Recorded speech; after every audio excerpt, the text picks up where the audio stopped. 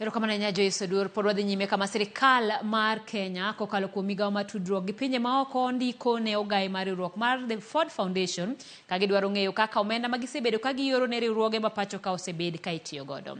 En oboke mane ondik ne ogai mar Ford Foundation Darren Walker ka listi bende ogol mar riwruoge ma osebedo ka yudo omenda. Cleophas Oluoch ni kod ler. Ndalo manok mokalo, jatend piny Kenya William Ruto ne owacho ni riwruok mok mar piny owacho mar The Ford Foundation osebedo ka siro ng'anyo mar kwedo sirkal pachoka. Those who are behind the sponsoring the chaos in the Republic of Kenya, shame on them, because they are sponsoring violence against our democratic nation.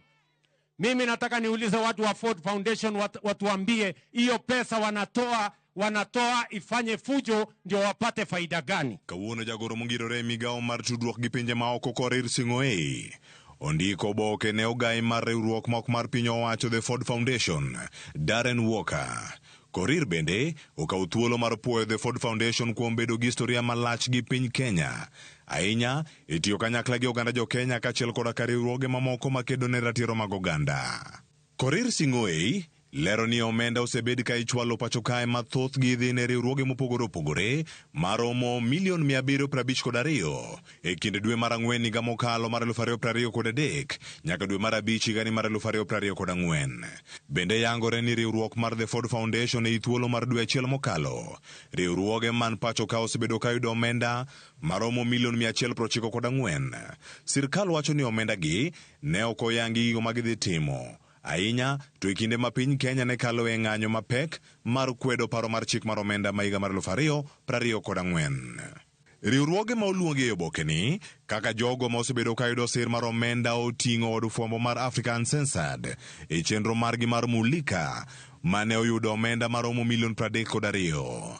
Women's Link Worldwide oseyudo milion 97. Center for Resource Mobilization and Development ne oyudo milion 2.6 e thuolo no.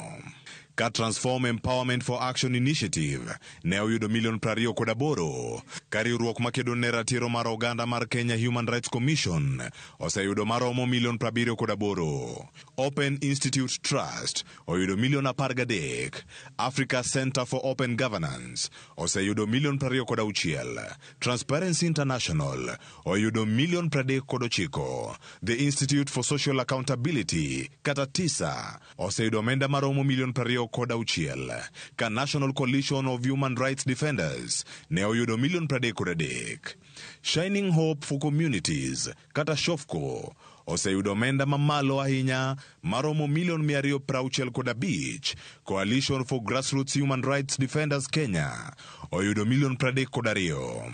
Community Aid International oseyudo milion 13. Ka Mzalendo Trust oyudo milion 43. Riwruok mar Usikimie ne oseyudo omenda maromo milion 3.9. Ka riwruok mogik e oboke no en Citizen Advancement Initiative ma oyudo milion 19. Sirkal bende koro kwayo The Ford Foundation mondo chiw lipodegi e wi kaka omenda gi nodonjo pachoka ne riwruoge go kendo kaka ne gitiyo. Yangore ni sirkal bende dwaro ng'eyo okenge ma ibiro kaw ne riwruoge ma oyudi ni tiyo ataro mar chike ma oketi. Cleophas Oluoch, Ramogi TV. Nyakoromogi lipot mar Cleophas Oluoch ni matero ayuo mokwongo chenro en marang'ich wela no ka Facebook kanyo uoro ote kama